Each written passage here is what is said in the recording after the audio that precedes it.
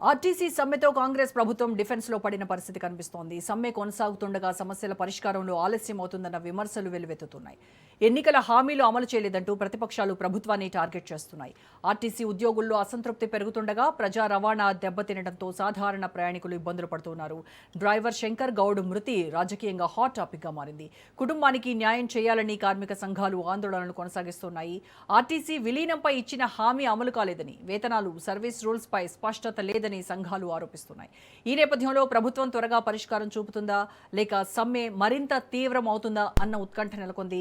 మొత్తంగా ఆర్టీసీ వివాదం కాంగ్రెస్ ప్రభుత్వానికి పెద్ద పరీక్షగా మారగా సమస్య పరిష్కారం కాకపోతే రాజకీయంగా భారీ నష్టం తప్పదు అన్న చర్చ జోరుగా సాగుతోంది.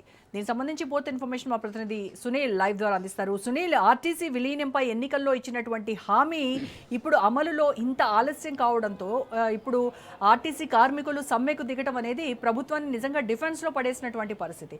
సో నిన్న కూడా కేబినెట్ సమావేశంలో ఖచ్చితంగా మేము చర్చలకు పిలుస్తాము, దీన్ని సామరస్యంగా పరిష్కరిస్తామని చెప్పారు. బట్ అక్కడే ఉన్నట్టుగా ఉంది. ఇంకా ఆందోళనలు ఉధృతమవుతున్నటువంటి పరిస్థితి. శంకర్ గౌడ్ మృతి తర్వాత మరింత ఇది పీక్స్కి వెళ్ళినటువంటి పరిస్థితి కనబడుతోంది. సో ఏంటి ప్రభుత్వం వెర్షన్ ఏంటి దీనిపైన? ఎస్, గుడ్ ఈవినింగ్ రోజా. తెలంగాణ రాష్ట్రంలో అటు కాంగ్రెస్ ప్రభుత్వము ఆర్టీసీ సంబంధించినటువంటి వివాదంపై కూడా ఒక పెద్ద డిఫెన్స్లో పడిందని చెప్పవచ్చు. ప్రస్తుతము ఆర్టీసీ సమస్య తెలంగాణ రాష్ట్రంలో ఉన్నటువంటి కాంగ్రెస్ ప్రభుత్వానికి ఒక గుదిబండలా మారినటువంటి పరిస్థితి కనపడుతుంది. ఎందుకంటే ఎన్నికల హామీలో 2023 ఎన్నికల హామీలో అప్పట్లో బీఆర్ఎస్ ప్రభుత్వము ఆర్టీసీని విలీనం చేస్తామని ప్రకటించినప్పుడు కూడా ఆ ప్రాసెస్ కొంత పెండింగ్లో పడిపోయింది. అయితే ఎన్నికల హామీలో కాంగ్రెస్ ప్రభుత్వం అధికారంలోకి వస్తే ఖచ్చితంగా ఆర్టీసీ కార్మికులను ఖచ్చితంగా ప్రభుత్వ ఉద్యోగులుగా చేస్తామని కాంగ్రెస్ పార్టీ మేనిఫెస్టోలో హామీ ఇవ్వడం జరిగింది.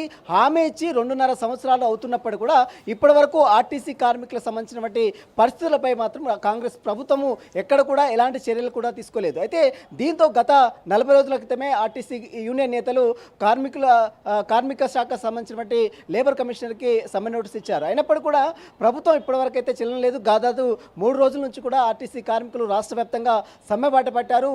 ఇక ఒకసారి ఆర్టీసీ కార్మికులు సమ్మె బాట పడడంతో కాంగ్రెస్ ప్రభుత్వం డిఫెన్స్లో పడిపోయింది. ఇప్పటికే నిన్న మనం చూసాం, రాష్ట్ర వ్యాప్తంగా కూడా ఆర్టీసీ కార్మికులు దాదాపు 4 ఆర్టీసీ కార్మికులు ఆత్మహత్యానికి పాల్పడ్డారు. అందులో ఒక కార్మికుడు నర్సంపేట డ్రైవర్గా ఉన్నటువంటి నర్సంపేట డిపోకు చెందినటువంటి డ్రైవర్ శంకర్ మృతి తర్వాత ఒక్కసారిగా ప్రభుత్వం అలర్ట్ కావడం జరిగింది. ఇక దీంతో ప్రధాన ప్రతిపక్షాలకు అటు బీఆర్ఎస్ కావచ్చు, బీజేపీ కావచ్చు, ఇది ఒక పెద్ద అస్త్రంగా మారింది. దీన్ని రాజకీయంగా వారు మలుచుకున్నటువంటి పరిస్థితి ఈరోజు మనం చూసాం. శంకర్ మృతదేహం సంబంధించిన విషయంపై కూడా బండి సంజయ్ అక్కడ చేసినటువంటి రాద్ధాంతం అంతా ఇంత కాదు. అంటే ఇదంతా కూడా ప్రభుత్వం తీరుపై ఒక పెద్ద నెగిటివ్గా మారింది. ఎందుకంటే ఒకవైపు ప్రజా రవాణా వ్యవస్థ పూర్తిగా దెబ్బతింటుంది. ఇప్పటికే మహిళా సంబంధించిన దాంట్లో 300 కోట్ల మేరకు డబ్బులు వెచ్చిస్తున్న నేపథ్యంలో మహిళలకు ఫ్రీ బస్ ఇస్తున్నప్పటికీ కూడా ఆర్టీసీ సంబంధించినటువంటి కార్మికులకు సంబంధించిన సమస్యలు పరిష్కరించడంలో రాష్ట్ర ప్రభుత్వము పూర్తిగా విఫలమైందంటూ కూడా కార్మిక సంఘాలు ఆందోళన వ్యక్తం చేస్తున్నాయి. ఎందుకంటే ఎన్నికల హామీ ఇచ్చినటువంటి హామీల్ని అమలు చేయాలని మాత్రం వారు డిమాండ్ చేస్తున్నారు. ఇప్పటివరకు 32 సమస్యల మీద ఆర్టీసీ కార్మికులకు సమ్మె దిగారు. అందులో ప్రధానంగా ఉన్నటువంటి 27 సమస్యల పైగా పరిష్కారానికి, అంటే ఆర్థికంగా ముడిపడినటువంటి కొన్ని సమస్యల పరిష్కారానికి రాష్ట్ర ప్రభుత్వం సుముఖత వ్యక్తం చేసినప్పుడు కూడా ప్రధానంగా ఆర్థిక సమస్యలతో ఉన్నటువంటి కొన్ని ప్రధాన అంశాలు ఏదైతే ఆర్టీసీని ప్రభుత్వంలో విలీనం చేయాలనేటువంటి లక్ష్యం ఏదైతుందో దానికి సంబంధించినటువంటి విధి విధానాలు ఏముంటాయి, వాటికి సంబంధించిన పే స్కేల్ ఏ విధంగా అమలు చేయాలి, ఏ విధంగా వాళ్ళకి సాలరీలు ఇంప్రూవ్మెంట్ చేయాలి, దీనికి సంబంధించిన విషయంలోపై కూడా పెద్ద ఎత్తున రాష్ట్ర ప్రభుత్వానికి ఆర్థికంగా కొంత ఇబ్బందులు పడిస్తే అవకాశం ఉంది. కాబట్టి దానికి సంబంధించిన విషయంలో కొంత ప్రభుత్వం వెనుకడుగు వేసింది. అయినప్పుడు కూడా కార్మికులు పెద్ద ఎత్తున ముందుకు రావడం, అదేవిధంగా సమ్మె బాట పెట్టడం, ఈరోజు 3 రోజుల పాటు సమ్మె చేస్తున్నటువంటి నేపథ్యంలో కార్మికులు బలన్మనాలకు పాల్పడుతున్నటువంటి నేపథ్యంలో కాంగ్రెస్ ప్రభుత్వ తీరుపై కూడా కొంత విమర్శలు తలెత్తున్నాయి. ఆర్టీసీ కుటుంబాలు మొత్తం దాదాపు 30,000 మంది ఆర్టీసీ కుటుంబ సభ్యులు ఉంటారు. వారితో ఉన్నటువంటి కుటుంబాలు చాలా మంది రోడ్డు మీద పడుతున్నటువంటి పరిస్థితి కనబడుతుంది. కాబట్టి ప్రభుత్వ తీరుపై కొంత వ్యతిరేకత వస్తుంది.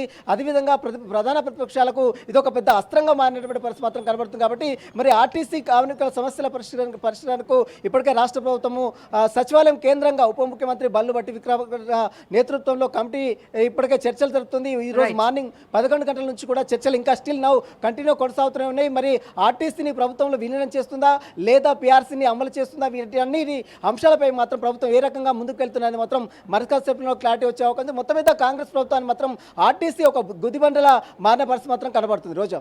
రైట్ సునీల్.